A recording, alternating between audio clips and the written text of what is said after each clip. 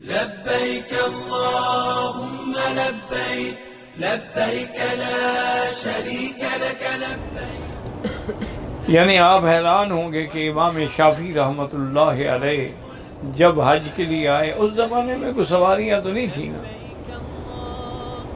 تو جدے سے مکہ آنے تک ان کو 16 دن لگے۔ اب تو چند گھنٹے لگتے ہیں، پھر بھی حاجیوں کو تکلیف ہو جاتی ہے۔ تو امام شافعی رحمۃ اللہ علیہ نے وہ سفر کیسے کیا کہ 16 دن میں ہر روز ایک قرآن کا ختم کرتے، پھر وہ اللہ کے گھر میں آئے۔ تو جب اس طرف سے کوئی آدمی اللہ کے گھر میں آئے گا تو پھر ہی کچھ لے کے جائے گا۔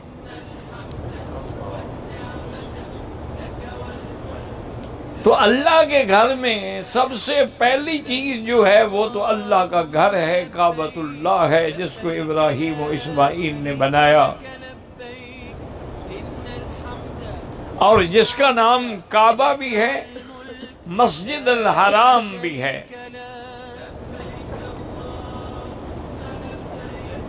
اور اس کی سب سے پہلی بنا جو ہے وہ تو حضرت آدم علیہ السلام نے کی، اس سے پہلے ملائکہ نے کی۔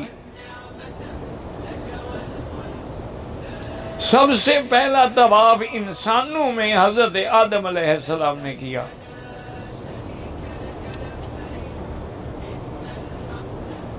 اب جب بنائے ابراہیمی کا موقع آیا تو اللہ نے جبریل علیہ السلام کے ذریعے جنت سے حجر اسود بھیجا۔ یہ جنت کا پتھر ہے، پہلے یہ ایک ٹکڑا تھا، بعد میں حوادث و طوفان کی نظر ہوتا رہا، عمارتیں ٹوٹتی رہیں، بنتی رہیں، اس کا اثر حجر اسود میں بھی ہوا۔ اب یہ 8 ٹکڑوں میں بٹ گیا ہے، اور ان 8 ٹکڑوں میں لاکھ کے اندر اس کو جمایا گیا ہے، رکھا گیا ہے۔ اصل میں یہ حجر اسود جو ہے یہ اسود نہیں تھا، یہ تو روشن تھا، منور تھا، ابیض تھا۔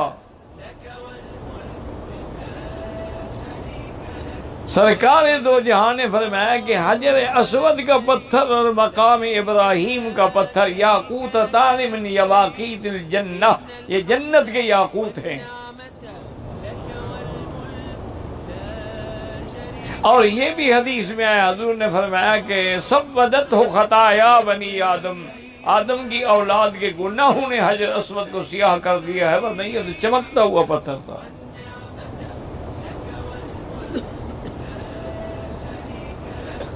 اور یہ وہ مقام ہے حجر اسود، یہ ایک کونے میں حجر اسود ہے، یاد رکھو۔ اس سے پہلے رکن یمانی ہے، رکن عراقی ہے، رکن شامی ہے۔ رکن یمانی کیوں کہتے ہیں کہ یمن کی طرف ہے، عراقی کیوں کہتے ہیں کہ عراق کی طرف ہے، شامی کیوں کہتے ہیں کہ شام کی طرف ہے۔ تو اللہ کے گھر کے یہ 4 کونے ہیں، لیکن سنت یہ ہے کہ رکن یمانی پر اگر ہم دور ہیں تو اشارہ نہیں کریں گے، اگر موقع مل جائے تو استلام کریں گے، استلام دائیں ہاتھ سے کریں گے، بسم اللہ اللہ اکبر وللہ الحمد۔ اور ایک روایت میں ہے کہ جب آدمی رکن یمانی پہ استلام کرتا ہے، بسم اللہ اللہ اکبر وللہ الحمد، اللہم انی اسألک العفو والعافیہ، اللہ کے یہاں فرشتے کھڑے ہیں جو کہتے ہیں کہ یا اللہ اس بندے کی دعا کو منظور فرما۔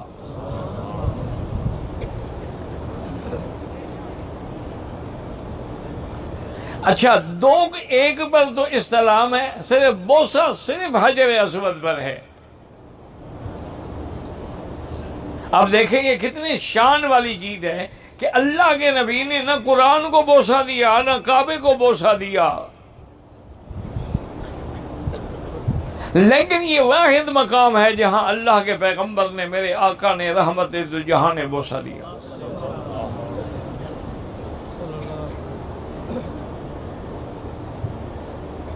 اور یہاں دیکھیں کہ عقیدے کی اصلاح کے لیے سیدنا عمر کا خطاب بھی یاد رکھیں۔ امیر المومنین عمر جب آئے حجر اسود کے سامنے تو کہنے لگے کہ واللہ انک حجر، مجھے اللہ کی قسم ہے تو ایک پتھر ہے، لا ينفع ولا يضر، نہ تو نفع دے سکتا ہے نہ نقصان دے سکتا ہے۔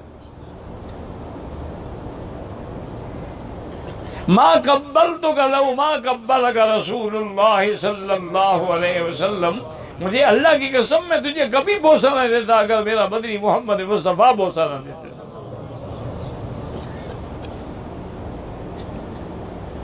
وجہ کیا تھی کہ عمر کا یہ خطاب جو ہے سرکار دو جہاں کے زمانے سے ہمارے لیے عقیدے کی اصلاح بن گئی، اور پتھر پوجنے والوں پر چوٹ لگ گئی کہ یہ نہ کہیں کہ مسلمان بھی تو پتھر پوجتے ہیں، کہ جی اگر ہم بھگوان کی مورتیاں بناتے ہیں اور پتھر پوجتے ہیں، مسلمان بھی تو پتھر پوجتے ہیں، مسلمان بھی تو پتھر کو سجدہ کرتے ہیں۔ تو اللہ نے دونوں انتظام کر دیے، ایک تو کعبہ بدل دیا کہ مسجد اقصی، پھر مسجد اقصی سے کعبہ، تاکہ یہ پتہ لگ جائے کہ ہم پتھر کو سجدہ نہیں کرتے، حکم خداوندی پہ ہم سجدہ کرتے ہیں۔ تم بھگوان کی مورتی پر نہیں چڑھتے ہو، لیکن ہم تو ہوائی جہاز میں بھی بیٹھ کے نماز پڑھتے ہیں، کعبہ تو نیچے رہ جاتا ہے، تو ہم پتھر کو تو سجدہ نہیں کرتے۔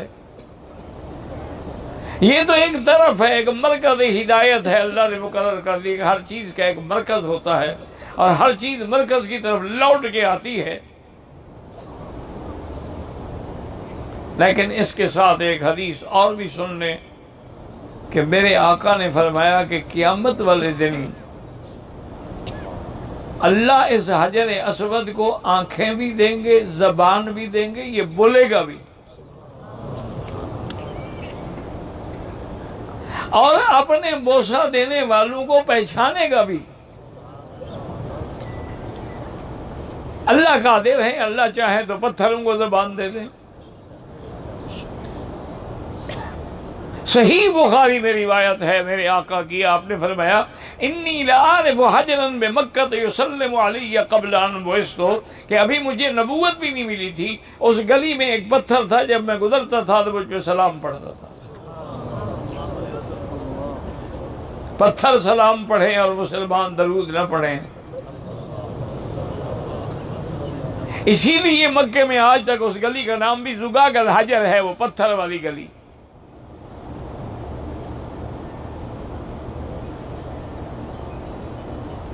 اور یہ بھی یاد رکھ لیں کہ ابتداء طواف جو ہے وہ حجر اسود سے ہے، اور اسی پہ آ کے ایک چکر پورا ہوتا ہے، اور 7 چکروں کا نام طواف ہے، ایک چکر کا نام طواف نہیں ہے۔ تو آیات اللہ میں سے حجر اسود ایک بہت بڑی اللہ کی قدرت کی علامت و نشانی ہے۔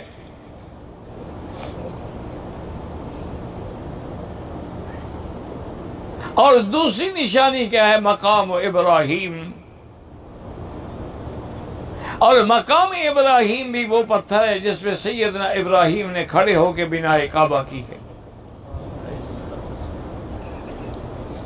اور دیکھیں پتھر کتنا سخت ہوتا ہے، لیکن حضرت ابراہیم کے قدموں کے نشان بھی اس پتھر میں لگ گئے۔ اور اس سے اولیاء اللہ نے ایک بات کہی ہے بڑی، انہوں نے کہا کہ دیکھو پتھر بھی نبی کے قدم سے لگ جائے تو اس کی بھی شان بن جاتی ہے۔ نہیں ایمان سے کہنی بنی بھئی، ابراہیم کے پاؤں کو لگا ہے نا، کوئی سر پہ تو نہیں رکھا ہوا تھا۔ وَاتَّخِذُوا مِن مَقَامِ إِبْرَاهِيمَ مُصَلًّى، قیامت تک کے لیے مقام بن گیا نماز کا۔ پیغمبر کے قدم سے جڑ گیا، اللہ نے شان اونچی کر دی، اور اسی سے مسئلہ سمجھ لو، پتھر کو پاؤں لگے، ابو بکر عمر کو محمد کا سینہ لگا، اور آج بھی وہ روضے میں حضور کے پاؤں میں ہیں۔ ان کی شان کتنی بلند ہوگی۔ بغض کا تو کوئی علاج نہیں ہے نا،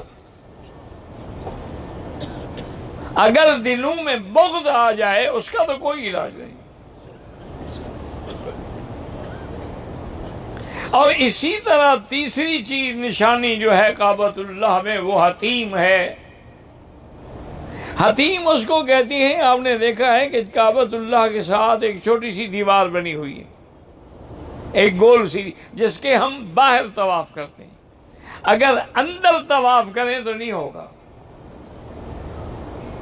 اس کی وجہ کیا ہے کہ یہ تو خود کعبے کا حصہ ہے، پھر تو ہم تو کعبے میں داخل ہو گئے نا، طواف کعبے کے باہر کا نام ہے۔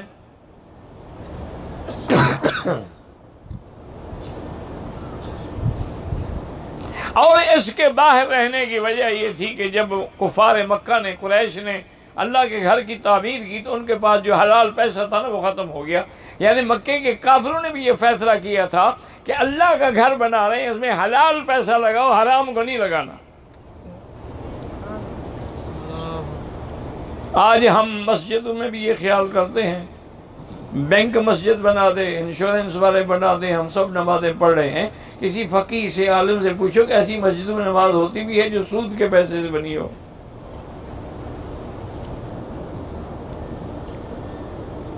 اللہ کے گھر میں تو حلال لگتا ہے، حرام سے تو گھر نہیں بنائے جاتے۔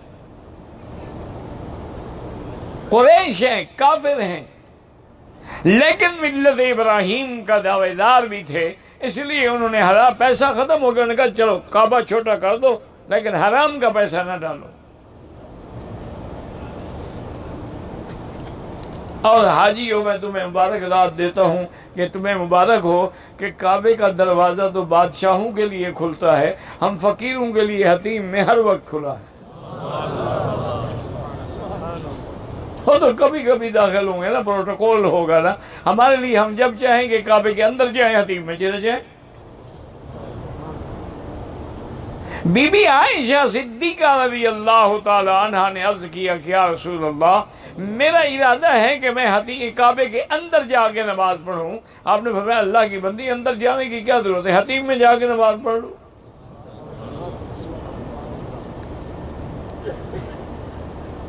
اور کعبۃ اللہ کا اندر جو ہے، یاد رکھیں، اس میں 3 پہلے لکڑی کے پلر بنے ہوئے تھے، 3 ستون تھے، اب بھی اسی جگہ ہیں لیکن وہ نہیں ہیں۔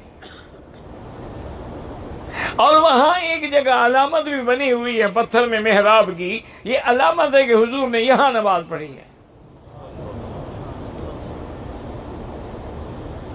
حضرت عبداللہ ابن عمر بھی اسی جگہ جا کے نماز پڑھتے تھے۔ اور تمہیں آسان حل بتا دوں کہ باب کعبہ جو ہے، باب کعبہ، دروازہ کعبے کا، یہ جہاں ختم ہوتا ہے اور آگے حتیم ہے، یہ جو درمیانی جگہ ہے، پہلے یہاں شادروان یعنی کعبۃ اللہ کی دیوار کے ساتھ مختلف رنگ کے پتھر لگے ہوئے تھے۔ پھر ہمارے لوگ چونکہ چومنے چاٹنے کے عادی ہیں نا، حکومت مجبور ہوگی، اسی لیے تو مقام ابراہیم پہ انہوں نے شیشے کا گلوب لگا دیا ہے کہ ہمارے حاجی اندر ہاتھ لگا کے چومتے بھی ہیں، خط بھی لکھتے ہیں مقام ابراہیم کو، اندر خط بھی ڈالتے ہیں۔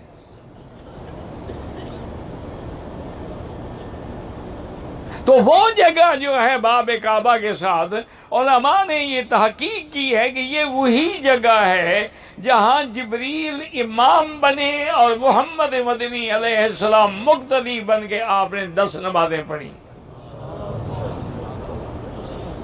5 نمازیں اول وقت میں اور 5 نمازیں آخر وقت میں۔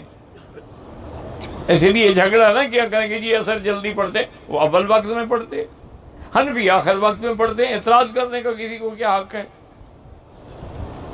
دونوں حدیث میں ثابت ہیں۔ اعتراض تو اس بات پہ ہوتا ہے جس کا سند نہ ہو، حدیث نہ ہو، قرآن نہ ہو، دلیل نہ ہو۔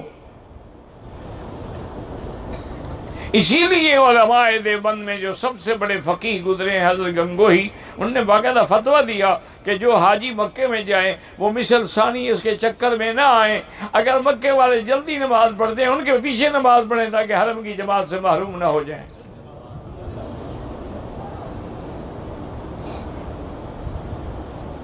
تو میں عرض کر رہا تھا کہ وہ جو جگہ ہے وہاں حضور پاک نے جبریل کے پیچھے کھڑے ہو کر نماز پڑھی۔ اس سے علماء نے یہ مسئلہ بھی نکالا ہے کہ امامت المفضول علی الفاضل، کہ کبھی کبھی امام اتنا افضل نہیں ہوتا جتنا مقتدی افضل ہوتا ہے، لیکن نماز جائز ہے۔ اسی طرح کہتے ہیں اس کو صلاۃ الاکابر خلف الاصاغر، بڑوں کی نماز چھوٹوں کے پیچھے۔ جبریل تو چھوٹا ہے، حضور کے سامنے کیا غلام ہے، لیکن تعلیم دینی تھی تو حضور کو اس کے پیچھے بھی نماز کھڑے ہو کے پڑھنی پڑی۔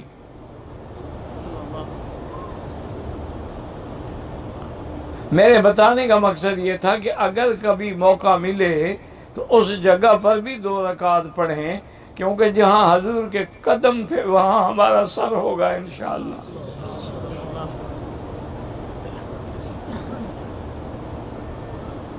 تو ایک چیز کیا ہوئی، حجر اسود اور حتیم اور شادروان اور باب کعبہ،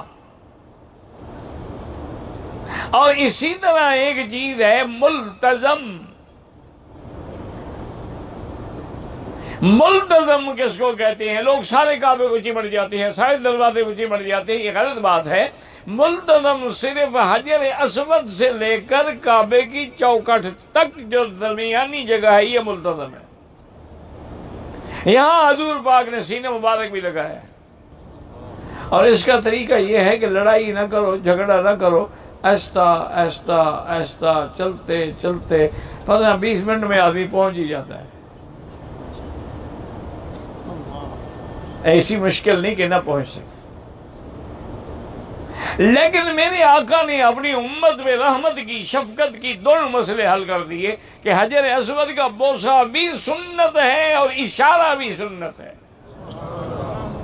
نہ ایمان سے کہ حضور کو بھلا کوئی روک سکتا تھا بوسے سے؟ صحابہ روک سکتے تھے؟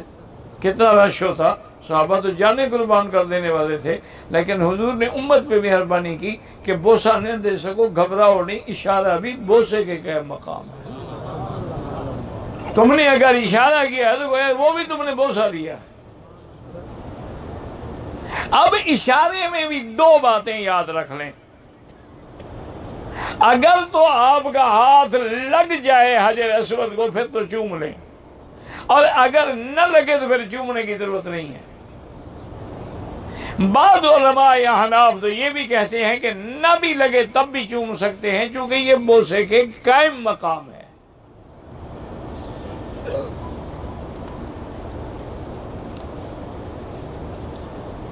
دو چیزیں ہو گئیں، اور تیسری چیز جو ہے وہ کسوت الکعبہ ہے، غلاف کعبہ۔ صحیح روایات یہی ہے کہ سب سے پہلے یہ غلاف ڈالا ہے تبہ حمیری نے، ایک بادشاہ تھا یمن کا۔ یمن کے بادشاہوں کا لقب تبہ ہوتا تھا، وہ تبابیہ کہلاتے تھے۔ حبش والے نجاشی کہلاتے تھے، فارس والے کسرا کہلاتے تھے، روم والے ہرقل کہلاتے تھے، مصر والے فرعون کہلاتے تھے، یہ لقب تھے۔ تو تبہ الحمیری جو ہے، جو سب سے بڑا ان کا گزرا ہے بادشاہ، وہ پورے علاقے فتح کرتے کرتے کرتے مدینہ منورہ پہنچا۔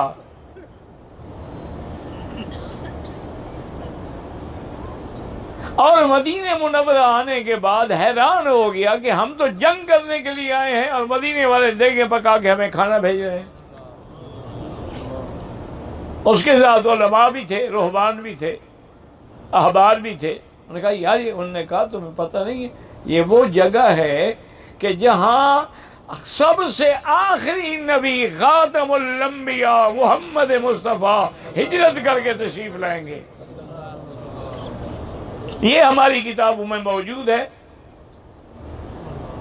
مولدہ بمکہ و مہجرہ بیثرب آپ پیدا مکے میں ہوں گے، ہجرت مدینے کی طرف کریں گے، اور یہ بھی لکھا ہوا ہے کہ ہدیہ قبول فرمائیں گے لیکن صدقے کا مال کبھی نہیں کھائیں گے، اور یہ بھی لکھا ہوا ہے کہ بین کتفیہ علامت النبوت، آپ کے دو کندھوں کے درمیان میں نبوت کی علامت ہوگی، اور یہ بھی لکھا ہوا ہے کہ حضور کا قد مبارک نہ تو بہت لمبا تھا نہ بہت چھوٹا تھا، لیکن اس کے باوجود اگر حضور 10 لاکھ آدمی میں کھڑے ہوں تو سب سے اونچے نظر آتے تھے۔ کہہ لو صلی اللہ علیہ وسلم۔ یار درویشی تو پڑھ لیا کرو، تو تکلیف ہوتی ہے۔ چلو اپنے ملک میں جا کے جو مرضی آئے گالیاں دینا، فتوے دینا، وہاں وہابی درود نہیں پڑھنے دیتے، یہاں تو ہم کہتے ہیں تم نہیں پڑھتے ہو، یاد کرانا پڑتا ہے حاجی کو، جی درود شریف پڑھو مہربانی ہوگی۔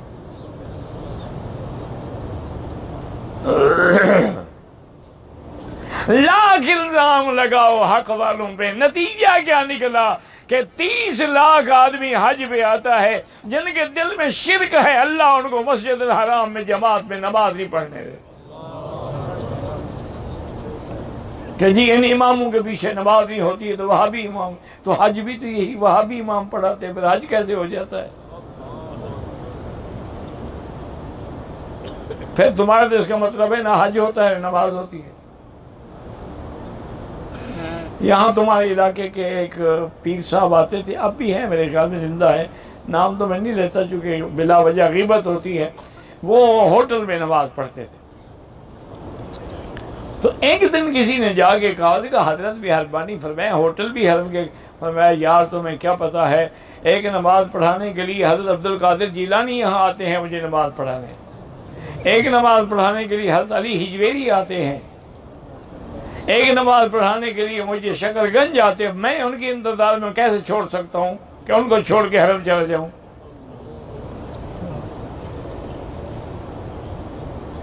انا للہ و انا الیہ راجعون۔ اور کیا کہہ سکتے ہیں، اگر زندہ ہے تو اللہ ہدایت دے، مر گیا ہے تو اس کا معاملہ اللہ کے ساتھ ہے۔ اب یاد رکھیں کہ بادشاہ نے، ان نے جب بتایا تو انہوں نے کہا اچھا ٹھیک ہے، مدینے والوں سے بتا دو کہ میں تمہارے ساتھ جنگ نہیں کرتا، لیکن پتہ ہے وہ بادشاہ تھا نا، آخر اللہ نے عقل دی تھی۔ علماء نے درخواست کی، انہوں نے کہا کہ حضرت مہربانی کرو، اب آپ تو یمن جائیں گے، وہاں اور بھی علماء ہیں، ہمیں چھوڑ جاؤ، ہم مدینے میں رہ کے انتظار کریں گے محمد رسول اللہ صلی اللہ، ہو سکتا ہے ہمارے نصیب میں وہ وقت آ جائے۔ تو بادشاہ نے یہ کیا کہ سب علماء کو مکان بنا کے دیے، اور ایک مکان بنایا اور ساتھ خط لکھا حضور کے نام، من تبع الحمیر من طبابعۃ الیمن الی محمد رسول اللہ۔ خط لکھا کہ اللہ کے نبی میں آپ کو خط لکھ رہا ہوں، اگر میں زندہ رہا تو آپ کی بیعت کروں گا، اسلام لاؤں گا، آپ کا وزیر بنوں گا، اور اگر میں پہلے مر گیا تو قیامت میں گواہی دینا کہ میں آپ کی نبوت کا اقرار کر رہا ہوں، اور میں ایک گھر بنا رہا ہوں، آپ جب مدینہ منورہ میں تشریف لائیں تو اسی میں قیام کریں۔ وہ خط لکھ کے اس نے علماء کو دے دیا۔ اللہ کی شان یہ ہے، وہ خط چلتے چلتے ابو ایوب انصاری کو ملا، اور ابو ایوب انصاری اسی گھر میں تھے جو حضور کے لیے بنا تھا، گویا حضور اپنے گھر میں آئے مدینے میں صلی اللہ علیہ وسلم۔ اب وہ مدینے سے چل پڑا، جب مکے کے قریب آیا تو یک دم اندھیرا چھا گیا، دن میں ہاتھ نظر نہیں آتا تھا۔ اس نے احبار کو بلائی، یار یہ کیا ہو گیا؟ اس نے کہا کہ آگے اللہ کا گھر ہے، اس کے لیے تم نے کوئی برا ارادہ تو نہیں کیا؟ اس نے کہا میں نے تو یہی کیا ہے کہ وہاں جنگ کروں گا، مکہ فتح کروں گا۔ انہوں نے کہا توبہ کرو،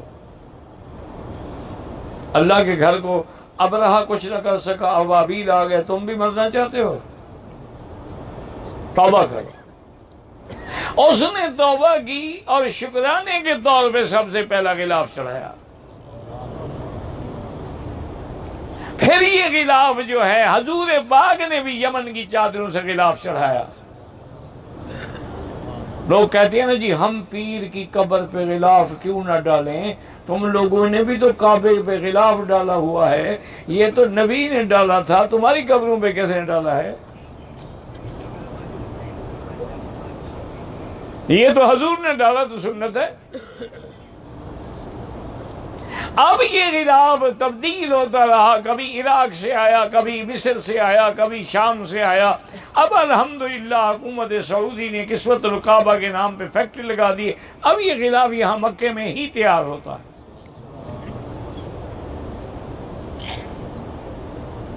اسی طرح ایک ہے کلید کعبہ، یاد رکھو مانا کیا؟ چابی۔ وہ 40 سینٹی میٹر لمبی ہے اور ایک ریشم کے غلاف کے اندر بند ہوتی ہے۔ میرے آقا نے جب مکہ فتح ہو گیا تو حضور نے فرمایا کہ وہ بنو شیبہ، اس وقت طلحہ شیبی تھے یا عثمان شیبی تھے، کہ ان کو بلاؤ جن کے پاس چابی ہے۔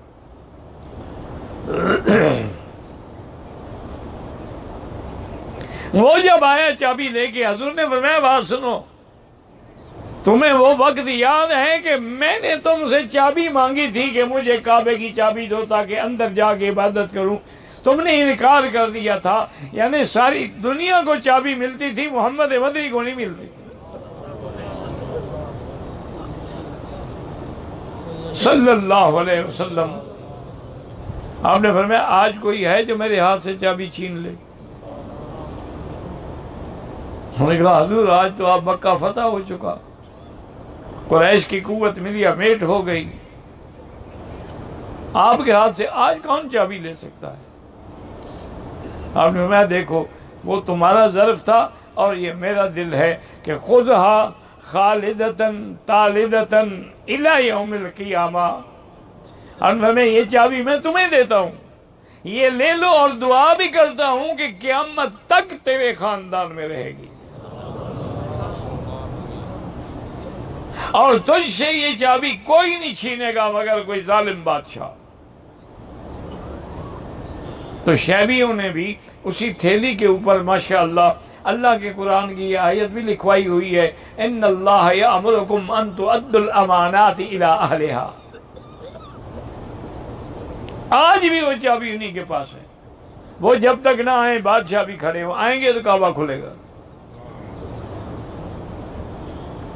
ایک کسوت الکعبہ، ایک کلید کعبہ، اور اسی طرح کعبے کے اندر ایک مقام تھا جس کا نام دار الندوہ تھا۔ دار الندوہ اس جگہ کا نام ہے جہاں مشرکین کے سردار اکٹھے ہو کے بیٹھتے تھے اور اپنی مجلس کرتے تھے اور مشورے کرتے تھے۔ یعنی ان کا ایک قسم کا مجلس شورا کا دفتر تھا اور ہیڈ کوارٹر تھا، اور اسی میں بیٹھ کے انہوں نے میرے مدنی کے قتل کا منصوبہ بنایا تھا۔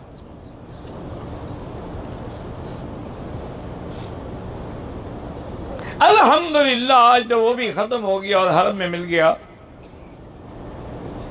اور ایک اسی طرح یاد رکھیں کعبہ کا جو میزاب رحمت ہے پرنالہ، یہ پہلے لکڑی کا بنا ہوا تھا،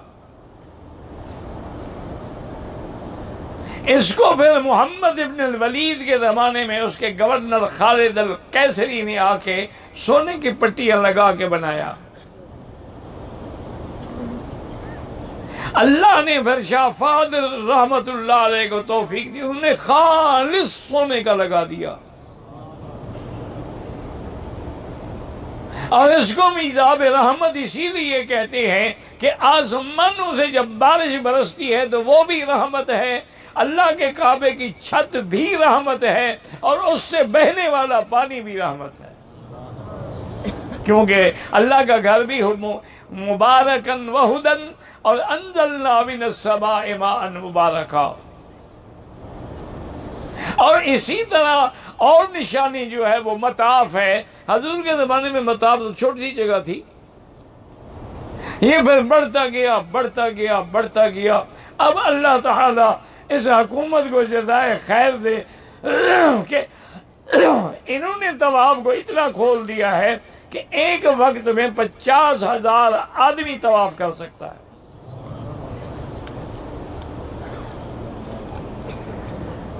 السلام